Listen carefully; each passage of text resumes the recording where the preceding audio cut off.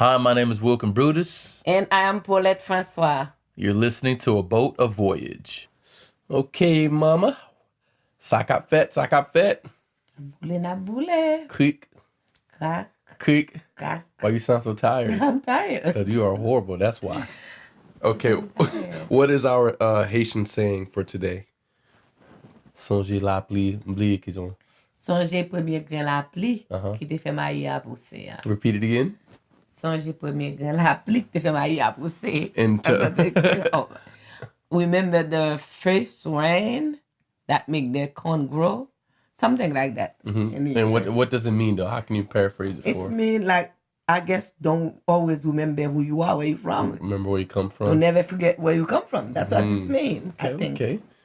Well, this is episode 3. It's called African Booty Scratcher. I know you hate that title. The title. Oh, God, I hate it. You know, it was simply one of the insults we used to hear from white, Hispanic, and Black American kids growing up. Haitians eat cat, or Haitian body odor, or voodoo, just anything to make new Haitian immigrants, who were called just come, and first generation Americans like myself feel inferior. You know, they used to call us these things and just poke fun at us.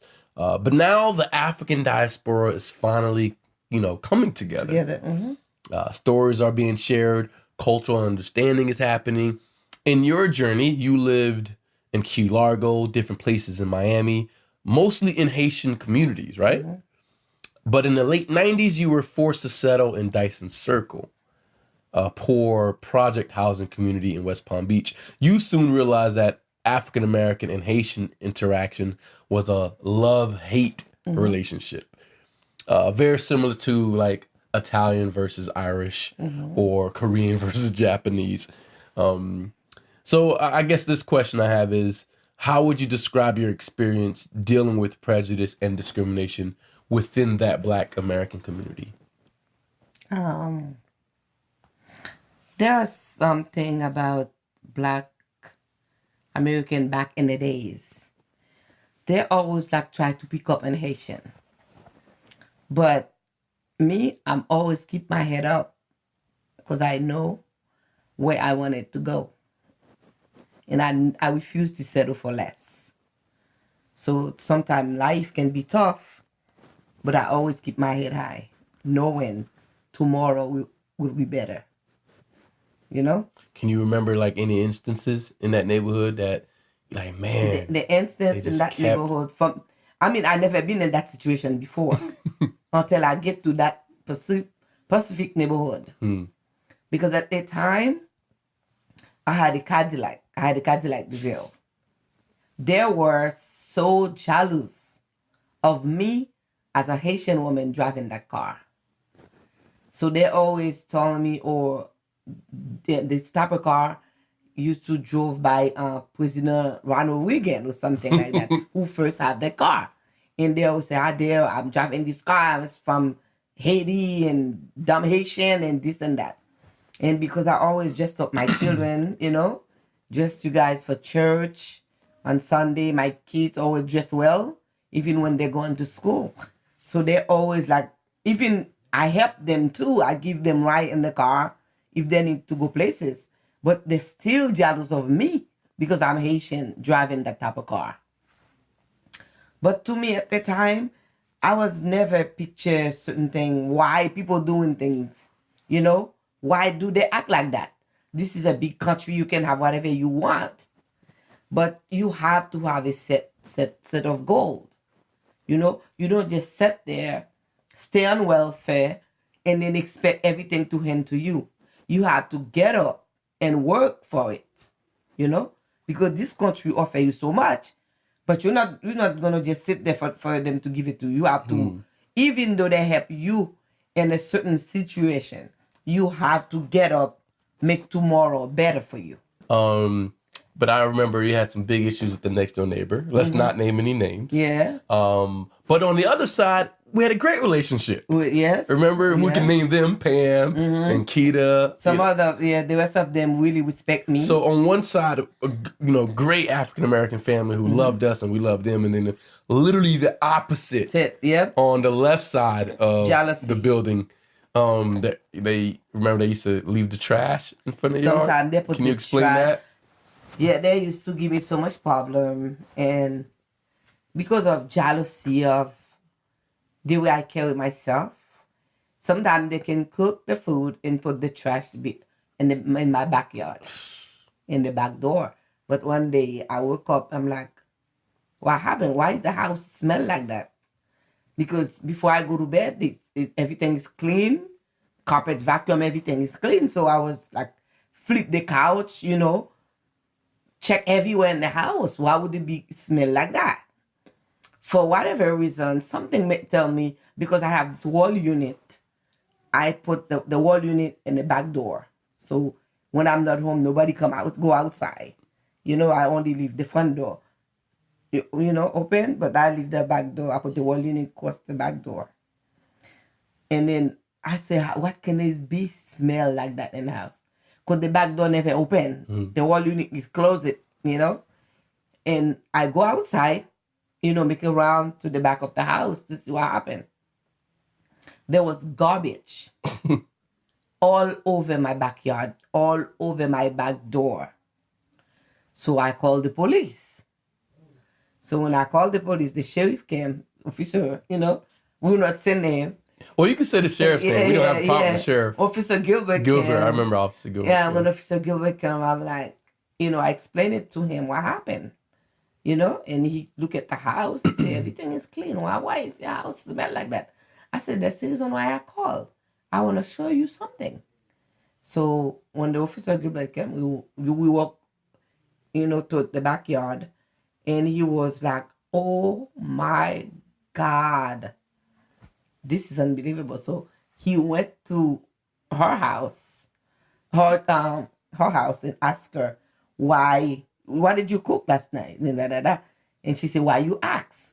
And she said, this is what she said, this is what we cooked with last night. And Officer Gilbert said, let's go with me. I want to show you something. Because they're making barbecue ribs. And barbecue ribs, corn, and cornbread. I was like, they know your Haitian ass was not eating that. Yeah, also. And Officer Gilbert walked to the backyard with her, and she said, what is this trash doing here? And she said, I don't know. And she's very vulgar. Yeah. Very vulgar. I never see somebody so disrespectful. And Officer Gilbert said, you're not going to disrespect me or talk any bad word in my face. So he wrote her up, citation. A citation. Yeah. And he said, you're going to do citation. And tomorrow, I give you, I think, 24 hours or something like that to make sure that this backyard is clean. So the same evening, she sent the boys to the backyard, and it was Jesse, one of her sons, that did that. So they completely cleaned the backyard. And the next morning, there was a big argument. She told me, go to Africa, da-da-da. Which is crazy because we're all African. I don't mind go to Africa. I say, you give me a ticket right now, I will assure you that I will go to Africa. But where would you go? Because you don't know where you come from. If you don't want me to go to Haiti, I will go to Africa. If you don't want me to go to Africa, I will go to Haiti. So give me the ticket, So. And that must have been confusing for a Black American woman to tell you to go back to Africa, which was just mind-boggling. Mm-hmm. But again, just to add balance to that experience, we had the positive family to our right side of the building, which was for us to sort of like deal with that dichotomy, right? To have one family very xenophobic and the other family very supportive. Yeah. I think the support from that African American family helped you cope with living in that neighborhood. Yeah. So very thankful for that. But you got to see both sides. But I learned from them. Yeah, exactly. So much, like the ignorance, all this drama, this complication. Sometimes that gave me the strength. The strength. Yeah, to lead. That helped me be more stronger, more wise. Because I don't ways to treat people like that. Yeah. I remember getting into physical fights just for being Haitian. And you'd go to work, but I don't think you really understood the magnitude of what Haitian American kids, your children was going through at the time. Because we would just come home and you come home from work, but I don't think you really understood. Even though we weren't born in Haiti and we probably didn't have an accent or anything, it didn't matter. Mm-hmm. Everyone knew we were Haitian, and so we had the same sort of backlash that immigrants had. So I was also very confused because physically and culturally, I am also African American, albeit first generation. But me and my siblings talk black and walk black. We were very confused. I didn't know why I was in between two different cultures. If I go to Haiti, they could tell I'm African American. Mm-hmm. If I go back to Dyson Circle, they could tell I'm Haitian American just by the things. Well, actually, they couldn't tell until I told them. So that was very fascinating. Speaking of Haiti, during that time period in the late 90s, right? Late 90s? When did you take us to Haiti? I take you guys to Haiti 91. 91? Oh, early 90s. Mm-hmm. Okay, so in 91, you set up a huge trip. Mm-hmm. All of your children, all 4 of us, went to Jérémie. Mm-hmm. Why did you take all of us? What was the purpose behind that trip? Because I want you guys to... No, you went to Haiti first. Right, I remember that. I took you to Haiti first. But I'm talking about the second trip, of course. The second trip, I took all of you. When you took me to Haiti, I was a child. I was much younger. I was a child, both times. But I think I was 8 at the time, the first time, right? Yeah. So that really shaped my mind a lot. Yeah. I remember. But for the rest of my siblings, that was their first time. Because I took you there because I want you to meet my grandmother. Yeah. I didn't want her to die without knowing you because she asked for you all the time. And she looked so majestic. She was so happy and everything. Before I even ask you why you took us all to Haiti, speaking of her, what was she lived like all the way up in the mountains. A mountain, right? Yeah. Mm-hmm. Now she had all these long flowing hair. Yeah. And was she a maroon? She mixed. I think she mixed with either Hindu or Cuban. Oh. Yeah, her father died in Cuba. Mm-hmm. Because I was just wondering, why her hair was that long, that thick. Yeah, she got long like Indian hair. It was hair. Super long. Yeah. So, and was that your great grandmother? That's my grandmother. That's your grandmother. Your mother's mother. Mm-hmm. Oh, okay. All right. Man, what was her name again? Her name? Zil. Zil. All right, so we'll talk about Zil in another episode. But why did you take all of us to Haiti? I take y'all to Haiti because I want all of you to meet my father. And I want you to know where I'm from. Your roots. You understand? My roots. To meet my mom, my dad, your roots, all of you. So everybody's waiting for asking me, when you bring the children to Haiti, when you're going to be, because I was very popular in my neighborhood. A lot of people know me and my father. So I want you guys to meet, my children to go to Haiti, to know where I'm from, in case if something happened, you'll wonder, where's my mom come from in Haiti, So I take all of you and you had a good time. Man, lovely time. Yeah, excellent time. The boat ride and all this. So, and just to see my siblings' face, it was as if there was a void. They knew they were Haitian, but did not understand what that really meant. That there was an actual country. Yes. There's that a world waiting for you. Exactly. And that is a big void that maybe some of our neighbors didn't have that luxury of having. And for a lot of my siblings. For a lot of the rest of your kids, they appreciated that so much. Marcus, and Jessica, Erica. Oh my God, Grandma, have the ocean right in your backyard. In the backyard. I remember Erica just looking at everything. Oh my God. Jessica looking at everything. Marcus was just. Yeah, that's so overwhelming. The coconut tree in the yard, they have so much fun. Man. They love it. So when we got back from Haiti, that really boosted up again our self-esteem and pride. especially seeing our grandparents and listening to Haitian Creole everywhere. The way of life, it felt so African. Yep. All right. We went back to Africa. Even though we belong to both African American and Haitian culture, it felt like we went back to Africa. And you know, it wasn't all bad though in Dyson Circle, in that project housing neighborhood. We still had a sense of community and created close friends. And we still have people who pushed education. Yes. And for that, you know, Dyson Circle will still have a special place in my heart. It toughened us up. Tough. Oh boy. You all always keep your standards. Yeah, we kept our standards high. To school and kept our chins clean up and everything. You know, we learned that poor conditions can breed poor behavior. Yeah. So you had to get us out of there because That was my goal. there wasn't a movement to help uplift that specific neighborhood. If there was a movement, financial movement to like make the neighborhood better, maybe would have stayed longer. But your ultimate goal anyway was to own a home, regardless. Yes. Even if they would have made that neighborhood better, like you wanted a bigger place anyhow. One day there was a fight when this guy come from elementary school and you meet him halfway. You put your bag, you say, let me go in so they don't get to the fight. Yeah. So I promise you guys, I say, well, Ken, I'm going to get you out of here. One day you're going to have your own backyard, your own front yard to play. Only if you want somebody to come in.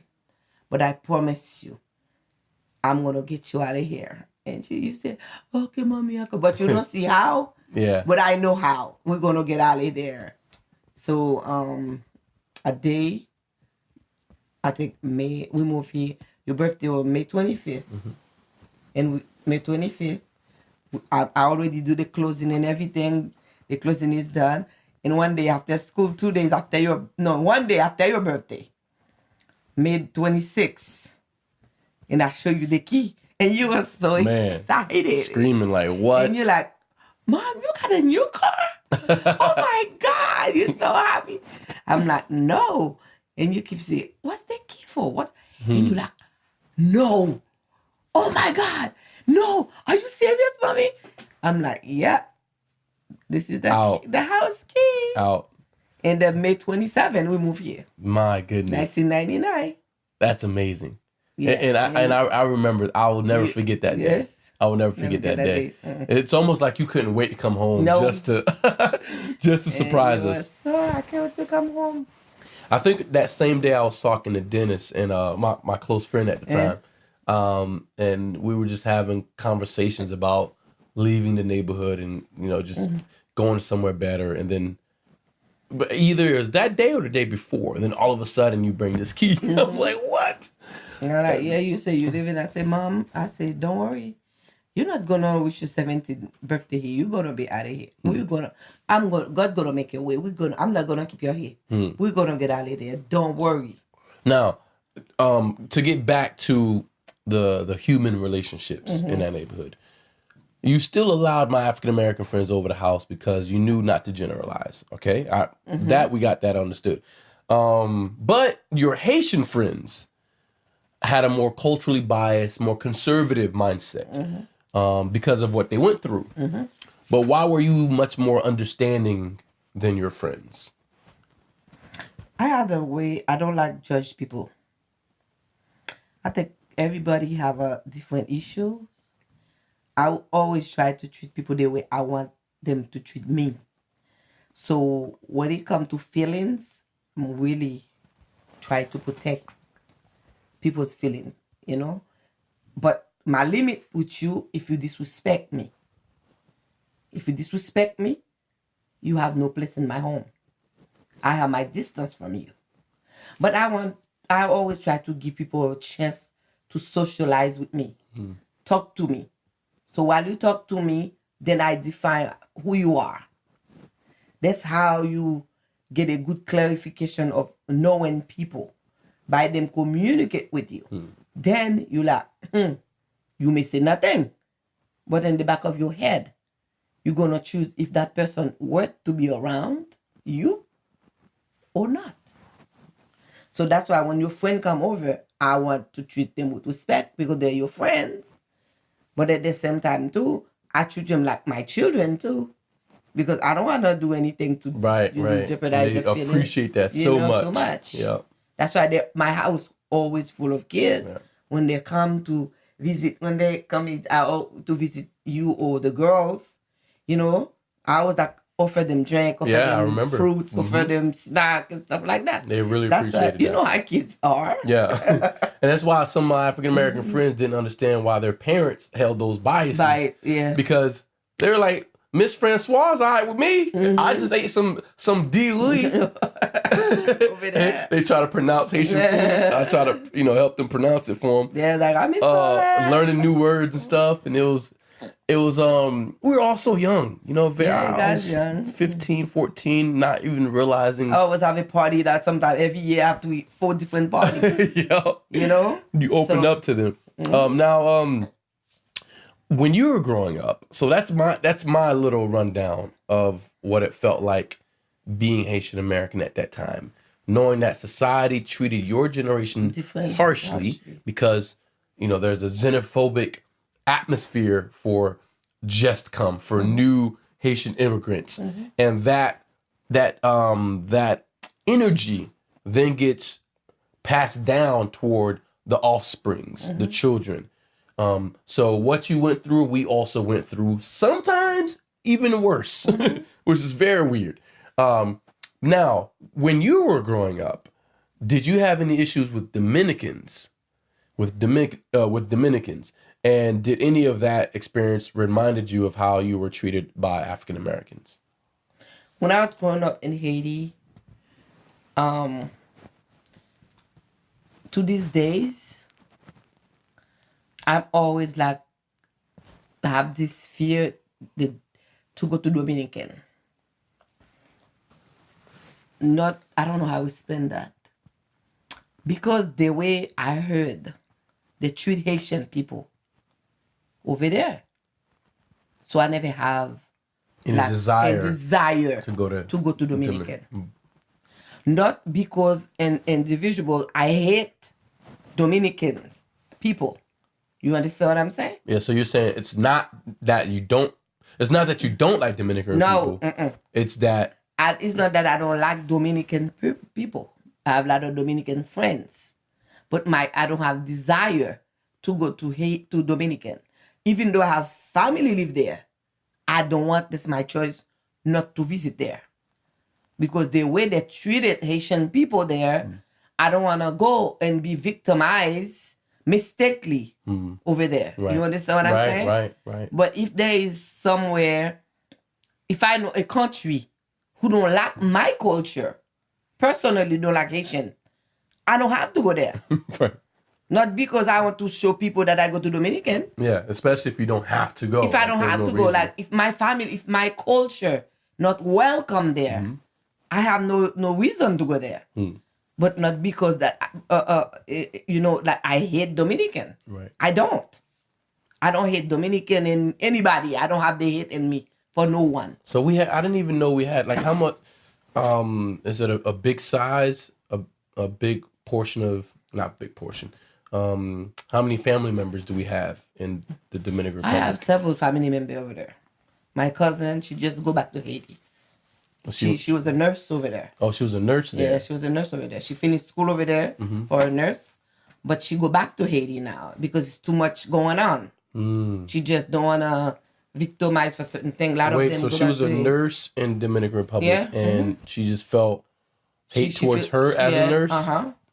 Not as a nurse, as what's going on in society in general. So she go back to Haiti last month. She can speak Spanish and Haitian Creole? Yeah, she got to school over there.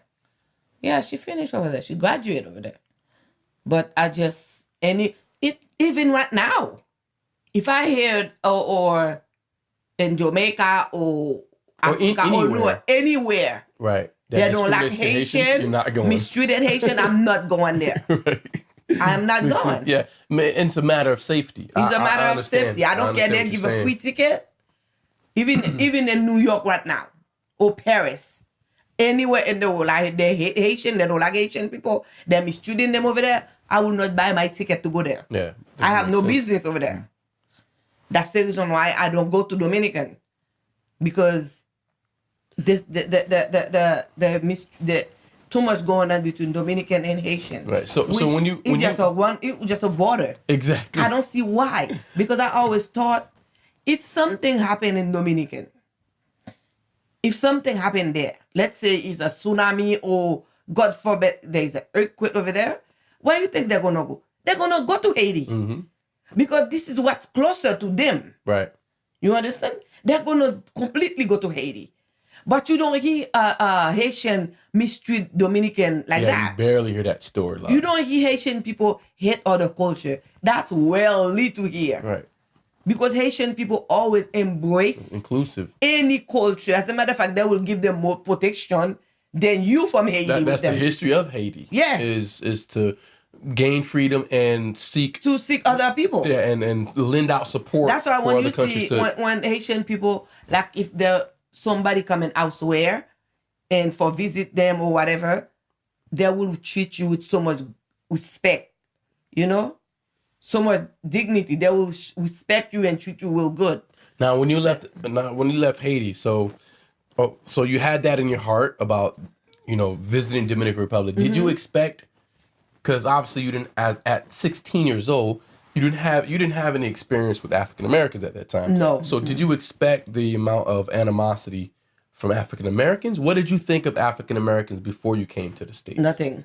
Like you had no idea anything about what they are. Superstars? I didn't really think the differences in Hollywood. between in Haiti, you have the white Haitian, black Haitian. The difference is between them two is money. Not because you white, you have the most privilege. It's class. It's not like that in Haiti. You black, you have the money, and then you have the high class. You have you white Haitian, you speak Creole, you white, you don't have no money. They consider you just like everybody else. But when the mostly I know too much about African American and white American when I come to the United States. I didn't really I thought all American is American.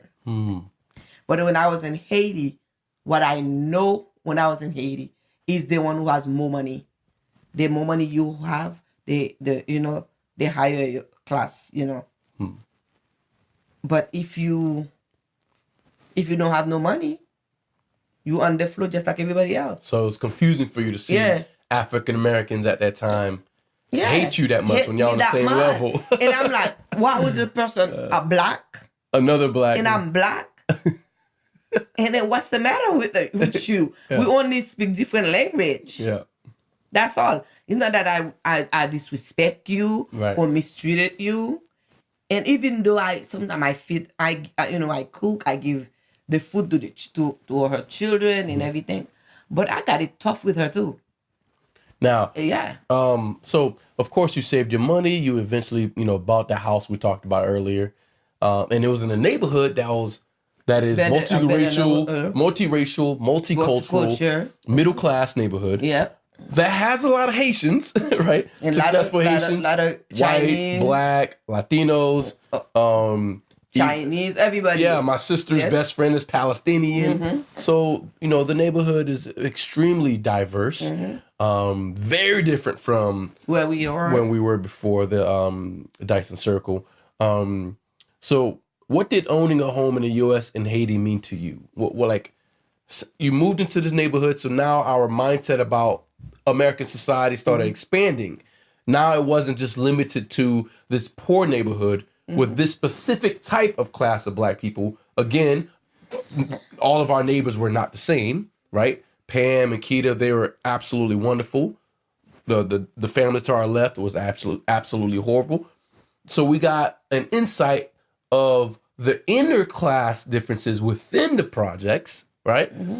But when we moved to this middle class neighborhood, we saw that people sort of work together more, that there are more opportunities, more resources, not because of color, but just when you have more money, there's more resources. But for you, since you realized that more resources came with more responsibilities, obviously, and newfound power, what did that mean to you when you now that you own a home here and in Haiti? Can you explain that significance? The significant mean that the first time I bought this house. I didn't really put too much, thinking too much. I just have too much the excitement. I have the excitement that to get my children out of Dyson Circle to a better neighborhood. I feel blessed, I feel so blessed. And then around me, I saw people that give me more gratitude, like, oh my God, you make it big, you did a good job. But then I'm like, oh my, yes, I did. I really did. But it's like they give me more appreciation instead of me. I really appreciate that God blessed me with the house, but I didn't really know the value of what I did. You know what I mean? So times goes by that I'm trying to, capture myself more. I'm like, oh my God, this is a big responsibility, to have a mortgage and to, have a better establishment for my children. I'm like, wow, this is big. So I'm going to try to go, for more. And then I work to keep the home, to keep my family. And you finish high school. My goal since you were born is to go to college, even though I didn't know how that's going to happen. But I know what once you ask God for something and you put him first, he will make it possible. And then once you graduate high school and you getting ready to go to college, I'm like, oh my God, things is just turning around for me. My son is going to college. I cannot believe it. I remember you were crying when I got on the train. The whole week. Because me and you never separate. Oh yeah, that's right. We always together. We always, you always with me wherever we're going. All of us finished college. Pretty much. Yep. Everyone finished college. That's a big success for me. Huge success. Huge success for me. Well, we got one more that still need to finish. Yes. Three of you. Three out of the four. And three of you graduate. The other one is taking an alternative route. Yeah. Which is still good. Yeah. And so it's great to see that you were a successful parent and a successful immigrant. Yes. High five, yeah. Yeah. And then once you go into college, I'm like, oh my God, I cried because where you going? I'm like, what if something happened? I'm not there. Who's going to help working? Now you on your own for the first time, But I have to learn to let go. And then before you leave, you write letter for each of the kids. One for Marcus, one for Sasha, one for Erica. What to do, You are very responsible. So in a way, I trust you. But I was kind of, as a mother, even though I trust you, you're very responsible.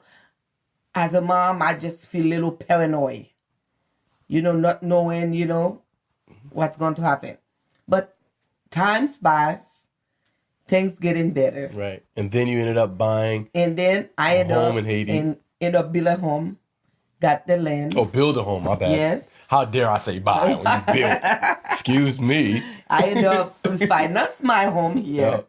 I refinance this house, take money from this house, and build my house. Amazing. Yes. And 10-bedroom house. God. In Haiti. So. This is a hustler story. You're a hustler, Mom. Hustler story. I'm like, okay, I got this house now. It's time to have a home in my country. So I did that.